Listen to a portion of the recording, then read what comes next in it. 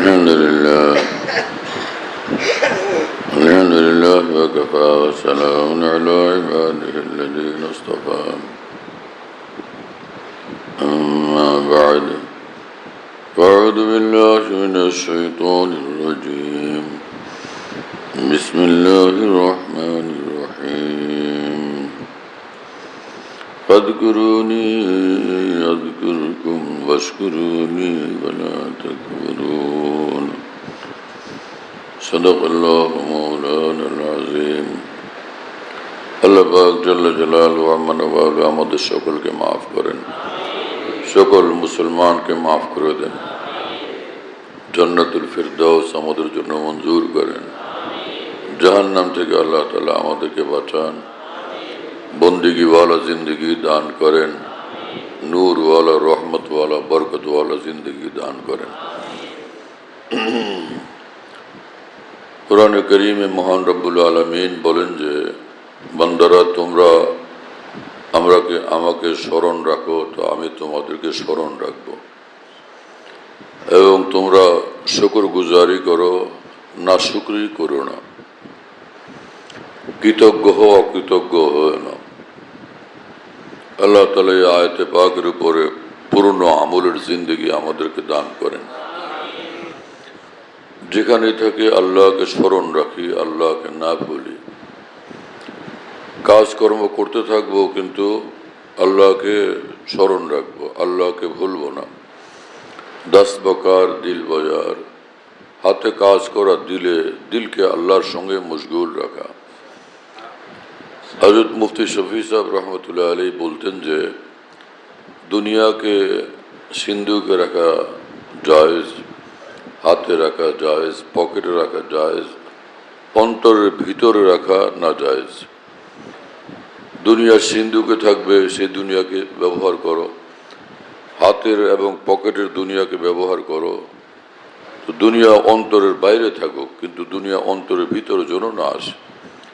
অন্তরে আল্লাহর স্মরণ, আল্লাহর মহব্বত, আখিরাতের ফিকির থাকে, অন্তর আল্লাহ পাকের সঙ্গে মশগুল থাকে। বুজুর্গান দিন এক জায়গায় বসে কথা বলতেছিলেন, হাসতেছিলেন। কিছুক্ষণ হাসি খুশি করার পরে একজন বললেন যে হাসির মধ্যে কার দিল আল্লাহর সঙ্গে মশগুল ছিল আর কার দিল আল্লাহ থেকে গাফেল ছিল। উপস্থিত সকলে নিশ্চুপ ছিলেন, কোনো উত্তর দেন না।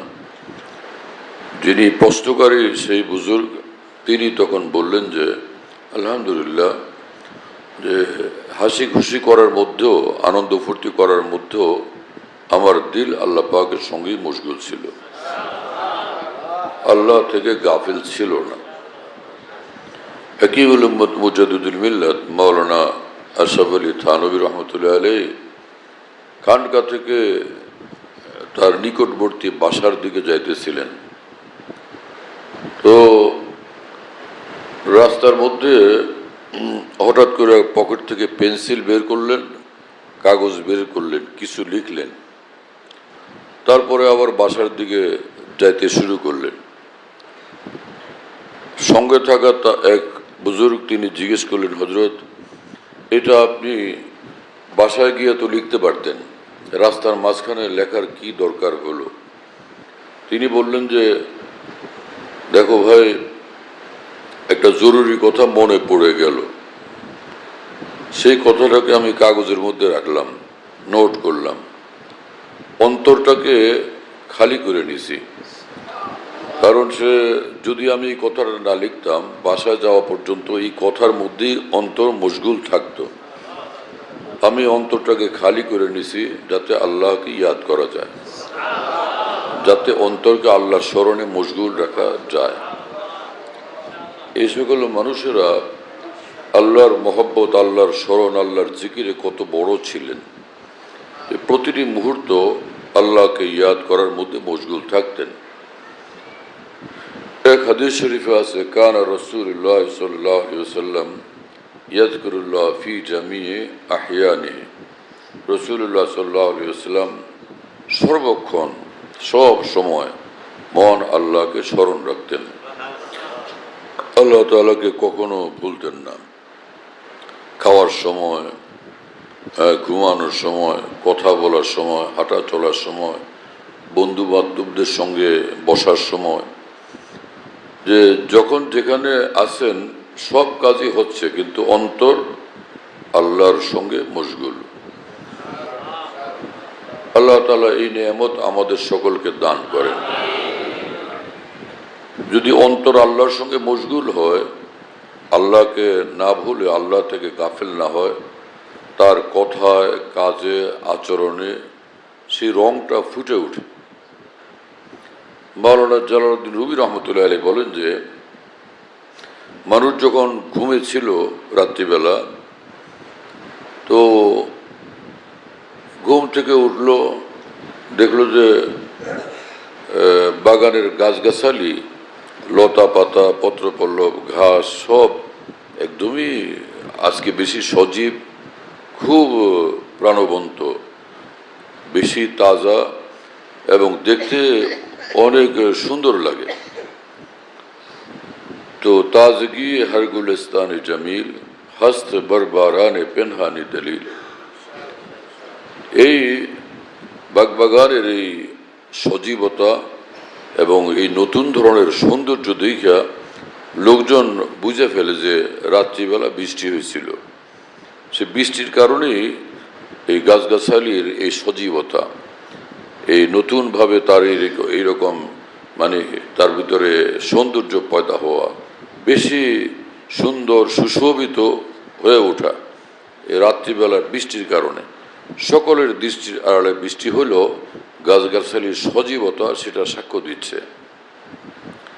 মাওলানা রুমি রহমতুল্লাহ আলাইহি বলেন যে অনুরূপভাবে আল্লাহ পাকের মহব্বতের নূর দ্বারা, আল্লাহ পাকের জিকির দ্বারা, স্মরণ দ্বারা যার অন্তর নূরে আলোকিত থাকে, তো সেটা তার চেহারার মধ্যে ভাসে। চেহারা দেখলেই বুঝে আসে এই লোক আল্লাহ পাকের জিকিরে মশগুল, আল্লাহর ধ্যানে মশগুল, আল্লাহ পাকের স্মরণে মশগুল। অন্তরের ভিতরে নূরের সজীবতা সেটা এবং উজ্জ্বলতা সেটা তার চেহারায় দীপ্তিমান থাকে, প্রকাশমান থাকে। আল্লাহ পাক জাল্লা জালালু আম্মা নওয়ালু আমাদেরকে তৌফিক দেন, আমরা যখন যেখানে থাকি আল্লাহকে স্মরণ করতে পারি, আল্লাহকে স্মরণে রাখতে পারি। हम जहाँ जाते हैं तेरा फसाना छेड़ देते हैं, कोई महफिल हो तेरा रंग महफिल देख लेते हैं। যেখানেই যাই, এক বুজুর্গ বলেন, যেখানেই যাই আমি তো আল্লাহর কথাই মনে করি এবং আল্লাহর কথাই আলোচনা করি, আল্লাহ পাকের কথা স্মরণ করি, আল্লাহ পাকের কথা বলি, আল্লাহ পাকের দ্বীনের কথা বলি। যেখানে যাই সে যেখানেই থাকি আমার তো হাল এই। এবং ফিরতা হুঁ দিল মে यार को मेहमा किए हुए, रोए जमी को कोचा जाना किए हुए। এবং আরেক বুজুর্গ বলেন যে যেখানেই থাকি আমি চলি ফিরি, উঠি বসি ঘুরি, অন্তরে আমার মাওলা, অন্তরে আমার মাওলা। এবং এই আমি যেখানেই যাই মনে হয় এটা আমার আল্লাহর গলি, আল্লাহর শহর, আল্লাহর বন্দর, আল্লাহর কাজই করতে হবে। যা কিছু দেখি দূর দূর পর্যন্ত, जिधर देखता हूँ उधर तू ही तू है। এক বুজুর্গ বলেন যে দূর দূর পর্যন্ত যত কিছুর উপরে আমার নজর পড়ে, গাছগাছালি, লতা পাতা, সাগর নদী, পাহাড় পর্বত, সব কিছু হে আল্লাহ আপনার কথা আমাকে স্মরণ করায় দেয়। আমি আপনারই নূর দেখি, আপনারই সৌন্দর্য দেখি, সব কিছুর ভিতরে আপনার কুদরত দেখি, আপনার সাক্ষ্য দেখি, আপনার দলিল দেখি, আপনার অস্তিত্বের, আপনার কুদরতের, আপনার শক্তি এবং ক্ষমতার এবং আপনার একত্বের নিদর্শনাবলী আমি দেখতে থাকি, দলিল প্রমাণ দেখতে থাকি সব দিকে। তো সচ্চা ইমানওয়ালা যে হয় তার অন্তরটা এমনই হয়। আর বিশেষভাবে এরকম অন্তর তৈরি হওয়ার জন্য দরকার হলো যে যাদের অন্তর এরকম নূরে ভরা, এরকম লোকদের সঙ্গে উঠা বসা করা, এর বরকতে অন্তরে নূর আসে। সাহাবা ইকরাম রাদিয়াল্লাহু তাআলা আনহুম রাসূলুল্লাহ সাল্লাল্লাহু আলাইহি ওয়াসাল্লামের সঙ্গে বসতেন, তো রাসূলুল্লাহ সাল্লাল্লাহু আলাইহি ওয়াসাল্লামের চোখের চাহনির মধ্যে নূর ছিল, অন্তরে নূর ছিল, তার সকল অঙ্গ প্রত্যঙ্গ নূরের মধ্যে ডুবা ছিল। তো সাহাবায়ে কেরাম সাথে বসতে সে নূর তারাও লাভ করতেন। নূর, সেই নূর আর নূর তাদের হিস্সায় আসতো, তাদের ভাগে আসতো, তারাও নূরানি হয়ে যেত, নূরান্বিত হয়ে যেতেন। আতরের খরিদার না, কিন্তু আতরের দোকানে গিয়ে একটু দাঁড়াইছে, খুশবুতে ভরে গেছে সে, খুশবুই খুশবু, খুশবুই খুশবু, অথচ সে আতর লাগায়ও নেই এবং আতর খরিদও করে নেই। কিন্তু আতরের দোকানের পাশ দিয়ে গেলে, পারফিউমের দোকানের পাশ দিয়ে গেলে খুশবু আর খুশবুতে ভরে যায় মানুষ, হ্যাঁ না? তো রাত্রিবেলা হাসনা হেনা যখন ওর সুবাস ছড়ায়, তো যার বাড়িতে নাই হাসনা হেনা কিন্তু আশপাশেই আছে সেই মানুষ, হাসনা হেনার আশেপাশে কাছে থাকে, তো তারাও সে হাসনা হেনার খুশবু পাওয়া যায়, হাসনা হেনার খুশবু তারাও পায়। অনুরূপভাবে যে মানুষ নূরওয়ালা মানুষের সঙ্গে উঠা বসা করে, আল্লাহওয়ালা লোকদের সঙ্গে উঠা বসা করে, তাদের কথাবার্তা শুনে, তো তাদের সোহবত এবং সান্নিধ্য থেকে নূর পাওয়া যায়, আল্লাহ পাকের মহব্বতের দৌলত পাওয়া যায়, আখিরাতের ফিকির পাওয়া যায়, নেক আমলের পিপাসা পাওয়া যায়, আল্লাহ পাকের জিকিরের এক পিপাসা তার মধ্যেও পয়দা হয়ে যায়। गर तो तालिब ने इस्तिपस हम बिया ता तलब याबी अजी आरे वफा। মাওলানা জালালউদ্দিন রুমি রহমতুল্লাহ আলাইহি বিশ্ববিখ্যাত এক বুজুর্গ ছিলেন। তিনি বলেন যে তোমার মধ্যে আল্লাহকে পাওয়ার পিপাসা যদি এখনো পয়দা হয় নাই, দ্বীনের পথে চলার পিপাসা, ইবাদত বন্দেগীর পিপাসা যদি এখনো পয়দা হয় নাই, তো আল্লাহওয়ালা লোকদের সঙ্গে সাক্ষাৎ করো, তাদের সঙ্গে বসো, উঠা বসা করো, তাহলে তা তলব ইয়াবি আজি ইয়ারে ওয়াফা। তিনি তো আল্লাহকে নিয়ে ব্যস্ত থাকেন, আল্লাহর হুকুমের মধ্যেই থাকেন, আল্লাহ পাকের জিকিরে তিনি মশগুল থাকেন, আল্লাহর স্মরণ তার অন্তরে থাকে। এই মানুষদের সঙ্গে উঠা বসার বরকতে ওই আল্লাহ পাককে পাওয়ার পিপাসা, দ্বীনের পিপাসা, বন্দেগীর পিপাসা, জিকিরের পিপাসা তোমার মধ্যেও পয়দা হয়ে যাবে। এ সকল বুজুর্গানের দিন নিজের থেকে কথা বলেন না, কোরআন সুন্নাহর ব্যাখ্যা করতে গিয়ে এ সকল বলেন। কোরআনে কারীমে মহান রব্বুল আলামিন বলছেন, ইয়া আইয়ুহাল্লাযীনা আমানু, হে ঈমানওয়ালারা, তোমাদের কাজ হলো ইত্তাকুল্লাহ, আল্লাহকে জীবনের সর্বক্ষেত্রে ভয় করে চলবে। ওয়াকুনু মা'আস সাদিকিন, এবং যারা সাদিকিন, আল্লাহ পাকের একদম খাঁটি বান্দা, সাচ্চা বান্দা, পরিপূর্ণভাবে আল্লাহ পাকের জন্য যাদের জিন্দেগি একদমই উৎসর্গিত, আল্লাহ পাকের দ্বীনের দ্বারা যাদের জীবন আলোকিত, সেই মানুষদের সাথে থাকো। কোনো মানে থাকো, মা সাদিকিন মানে সাদিকিনের সাথে, আর সাদিকিন মানে যারা একদম পরিপূর্ণ দ্বীনওয়ালা। সাদিক শব্দের অর্থ হলো খাঁটি, সচ্চা, যারা একদম খাঁটি, একদম সচ্চা, তোমরা তাদের সঙ্গে থাকবে। তা আল্লাহ পাক দুইটা হুকুম করলেন, একটা হলো যে জীবনের সর্বক্ষেত্রে আল্লাহকে ভয় করো, আর দ্বিতীয় হলো যে সাদেকিনের সঙ্গে থাকো, হ্যাঁ, আল্লাহ পাকের সাচ্চা বান্দাদের সঙ্গে থাকো। তো আল্লাহ কোরআনে কারীমে আল্লাহ পাক দুইটা হুকুম করছে, দুইটাই তো আমাদের পালন করতে হবে। এই সঙ্গে থাকো, হ্যাঁ, আর সচ্চোं के साथ रह পড়ো, সাচ্চা বান্দাদের সঙ্গে থাকো, তাদের সঙ্গওয়ালা জীবন তোমরা গড়ো, তাদের সঙ্গ লাভের জীবন অবলম্বন করো। এই আয়াতে পাক থেকে বোঝা গেল যে এইরকম বান্দাদের সঙ্গে থাকার দ্বারা জিন্দেগি বনবে, বন্দিগিওয়ালা জিন্দেগি তৈরি হবে, বান্দা আল্লাহমুখী হবে এবং আল্লাহ পাকের মহব্বত তার মধ্যে পয়দা হবে, আল্লাহর ভয় তার মধ্যে পয়দা হবে, দ্বীনের আমলের তৌফিক এই উসিলা তার মধ্যে আল্লাহ পাক দান করবেন। আল্লাহ তাআলা আমাদেরকে কবুল করেন, তৌফিক দান করেন। তো ফাজকুরুনি আযকুরকুম, আল্লাহ পাক বলেন যে তোমরা আমাকে স্মরণ করো, আমি তোমাদেরকে স্মরণ করব। হাদিস শরীফে আছে রাসূলুল্লাহ সাল্লাল্লাহু আলাইহি ওয়াসাল্লাম বলেন যে বান্দা যখন আল্লাহকে একা একা স্মরণ করে, আল্লাহ তাআলাও বান্দাকে একা একা স্মরণ করেন। আর বান্দা যদি কোনো মজলিসে, মাহফিলে আল্লাহকে স্মরণে মশগুল হয়, আল্লাহ পাক আসমানে মাহফিল বানান এবং সেখানে ওই বান্দাদেরকে স্মরণ করেন। আর আল্লাহ যাকে স্মরণ করবেন তার প্রতি তো রহমতই আসবে। যে আল্লাহ পাক যাকে স্মরণ করবেন তো রহমতের সাথে স্মরণ করবেন, তার প্রতি রহমত আসবে, তার জীবনে বরকত আসবে, হ্যাঁ, তার কল্যাণ হবে, মঙ্গল হবে এবং তার ইজ্জত সম্মান আল্লাহ পাক বাড়ায় দিবেন। তো আল্লাহকে খুশি রাখলে সর্বদিক থেকে লাভ।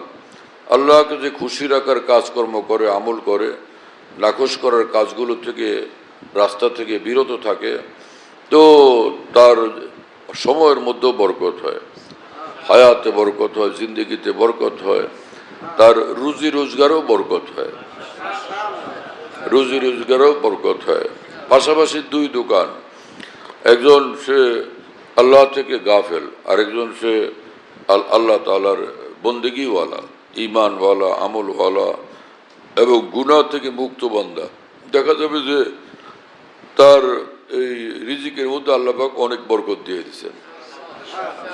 দুজনই ব্যবসা করে, কিন্তু দ্বীনওয়ালা, ঈমানওয়ালা মানুষের রিজিকের মধ্যে আল্লাহ পাক অনেক বরকত দিয়ে দেন। এই বরকত হলো যে হোক তার মাল কম, কিন্তু ফায়দা এবং উপকারিতা অনেক বেশি, লাভ অনেক বেশি, সুযোগ সুবিধা তার জন্য আল্লাহর তরফ থেকে বেশি হয়, সুযোগ সুবিধা বেশি বেশি বেশি সুযোগ সুবিধার ব্যবস্থা হয়ে যায় রব্বুল আলমিনের পক্ষ থেকে। মহিউদ্দিন মৌলানা শাহ আবরার সাহেব রহমতুল্লাহ এই ঘটনা শুনেছিলেন।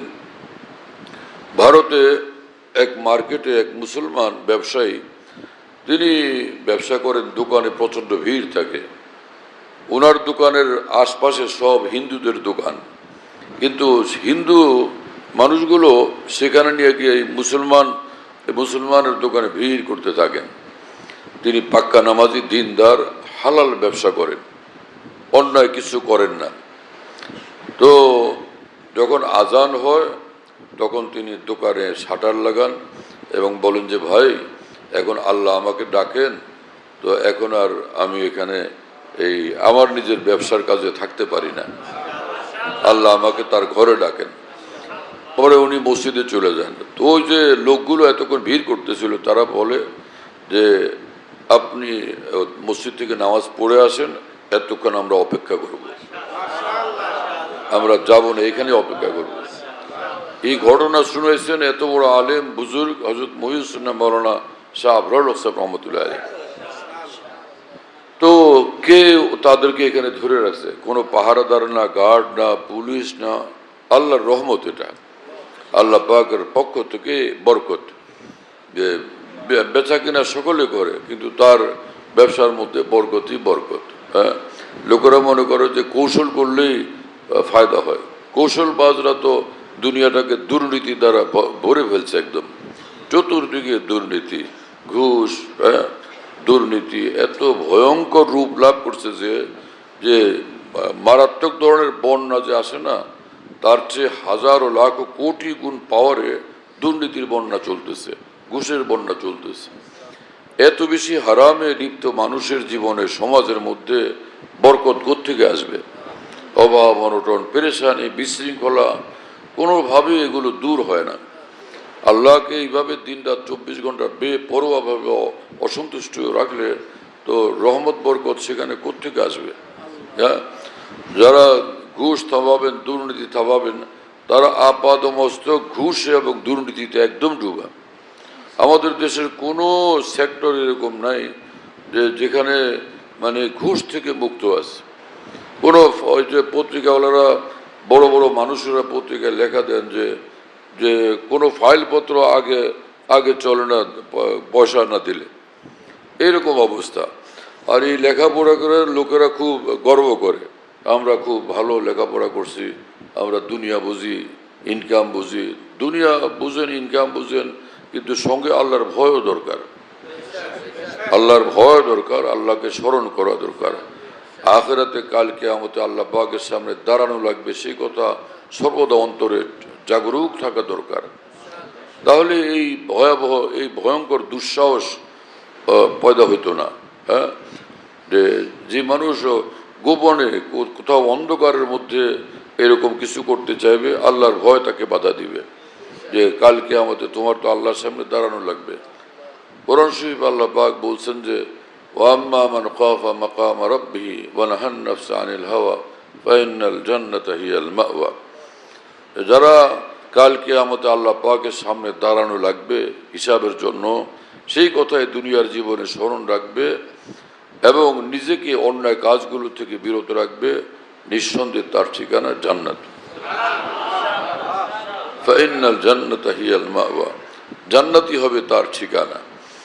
তো খালি নামাজই পড়তে থাকা, জিকির করতে থাকা, খালি ওমরা করতে থাকা, হজ করতে থাকা, হজে লোকজন পাঠাইতে থাকলেই এই সকল এই পরের হক নষ্ট করার গুনাহ যে মাফ হয়ে যাবে এমন তো না, তাই না? যারা একজনের থেকে টাকা পকেট থেকে মারলেন, পকেট মারে, তো সেখানে কয় টাকাই থাকে, 5 লাখ টাকাই থাকুক নাহলে 10 লাখ টাকাই থাকুক। কিন্তু যারা বিভিন্ন বড় বড় কোম্পানিতে চাকরি করেন অথবা রাষ্ট্রীয় বড় বড় পোস্টে থাকেন, তো তারা যদি এরকম অন্যায় কাজ করেন তো তারা তো সারা দেশের জনগণের মাল এগুলো লুণ্ঠন করেন। তো এটা তো হুকুকুল ইবাদ, আল্লাহর বান্দাদের হক। কাল কিয়ামতে এটার উত্তর কি হবে, জবাব কি হবে? আযাব ছাড়ার কোনো কি রাস্তা আছে ভাইরা? যদি দুনিয়ার জীবনে তওবা না করে সকল মানুষ বিরত না হয়। কতটা দরকার একটা মানুষের জীবনে? দরকার এতটুকু যে সে হালাল খায়া বাঁচতে পারে, আল্লাহকে ডাকতে পারে, হালাল খায়া বাঁচতে পারে, আল্লাহকে ডাকতে পারে, এতটুকু হলো যথেষ্ট। থাকার মতো একটা ঘর হলো, হালাল খাওয়ার রাস্তা আছে, আর আল্লাহকে ডাকতে থাকে, বাস দুনিয়ার জীবন তার সুখী। এখান থেকে চলে গেলে একদমই জান্নাতি।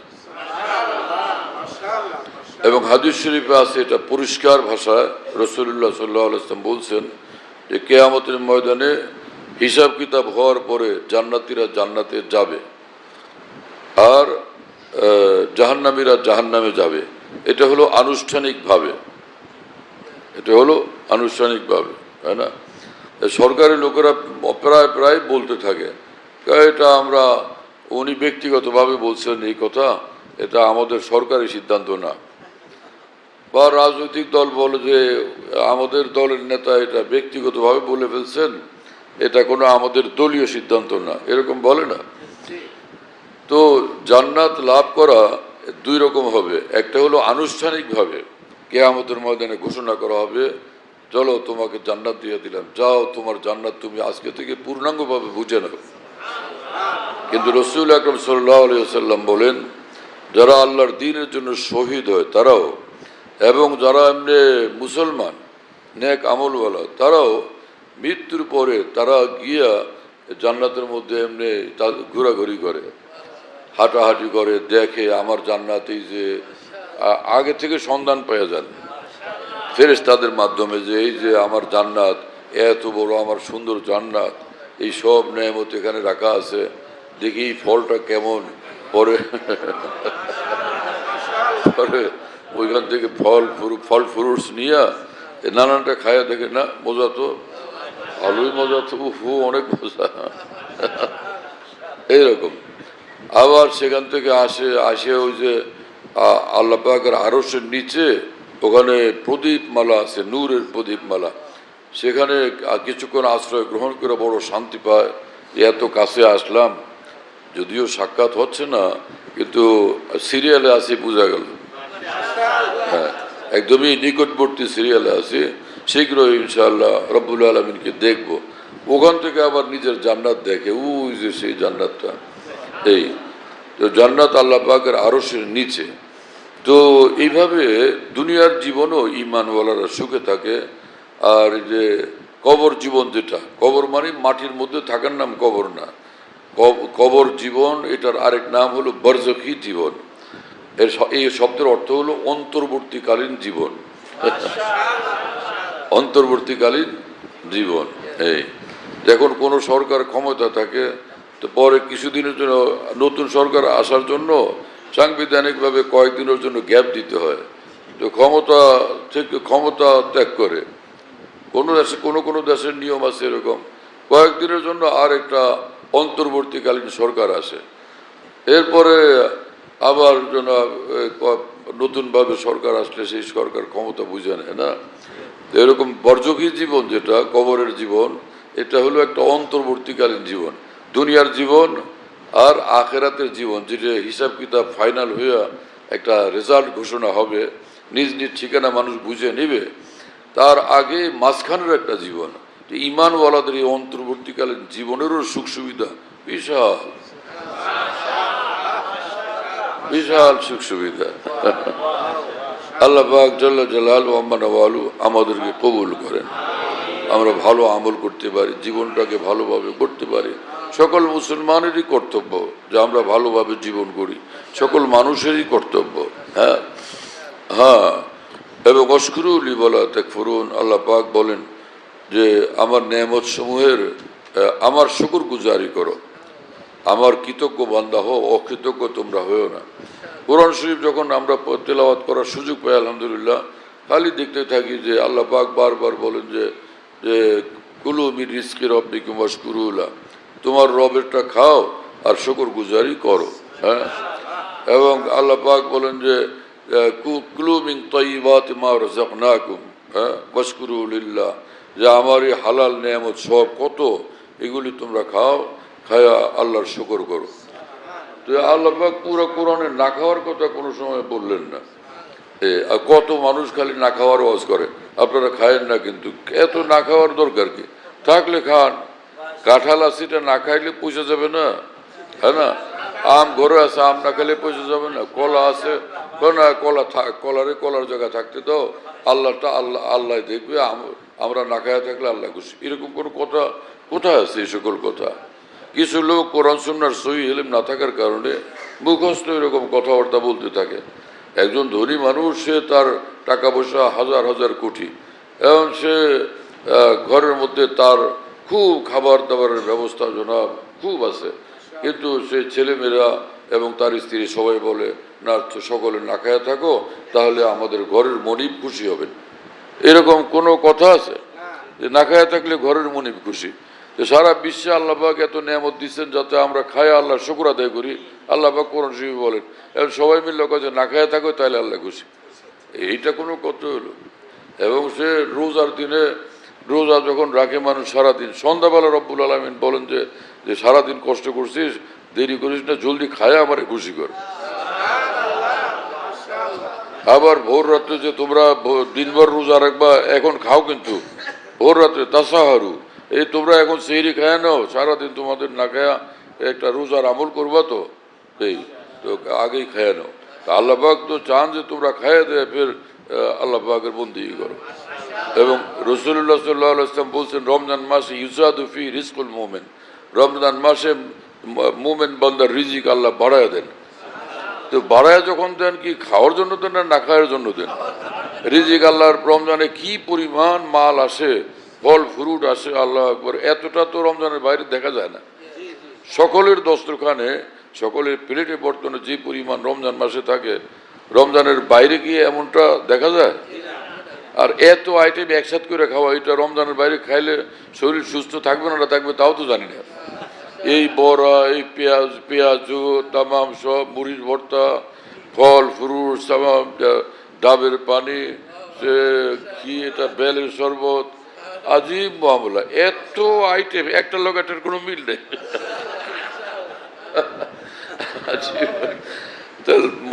ইফতারের সময় লাগাতার সবগুলো খাইতে থাকতে হয়, কারণ খাই পরে ইফতার নামাজে আবার দাঁড়ানো লাগবে। এই কিন্তু আলহামদুলিল্লাহ সকলে ঠিকঠাক আল্লাহর রহমতে থাকে। তো রমজানে রিজিক যে বাড়ায় দেন আল্লাহ, তো বুঝাই যায়, দেখাও যায়, তাই না? তো হযরত হাকিমুল উম্মত থানভী বলেন যে আল্লাহ পাক রিজিক বাড়ায় দিয়েছেন রমজানে না খাওয়ার জন্য নাকি? খাও। ইমাম শাহুল্লাহ দেহলভী রহমাতুল্লাহরও একই কথা, তিনিও বলেন যে আল্লাহ পাক রিজিক বাড়ায় দিয়েছেন, খাও, তোমরা খাও, আল্লাহর শুকর আদায় করো, আল্লাহ তাআলার, আল্লাহকে ডাকো, আল্লাহর ইবাদত বন্দেগী করো, আল্লাহকে খুশি করো। আল্লাহ আমাদের তৌফিক দেন এবং কবুল করেন। ওয়া আখিরু দাওয়ানা আলহামদুলিল্লাহি রাব্বিল আলামিন ওয়া সাল্লাল্লাহু আলা নবিয়্যিল কারীম।